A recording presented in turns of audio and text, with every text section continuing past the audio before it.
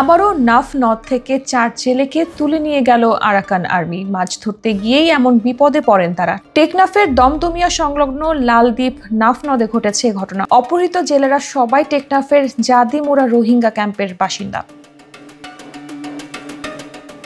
টেকনাফের দমদমিয়ায় 1 মে মাছ ধরতে গেলে ঘটে এই ঘটনা। এসব তথ্য নিশ্চিত করেছেন টেকনাফের জাদিমোরা রোহিঙ্গা ক্যাম্পের মাঝি মোহাম্মদ নূর। তিনি জানান, প্রতিদিনের মতো সেদিন ড্রামের ভেলা নিয়ে নাফ নদে শিকারে যান জেলেরা। এ সময় মিয়ানমার থেকে এসে আরাকান আর্মির সদস্যরা অস্ত্রের মুখে জিম্মি করে নৌকাসহ জেলেদেরকে ধরে নিয়ে যায়।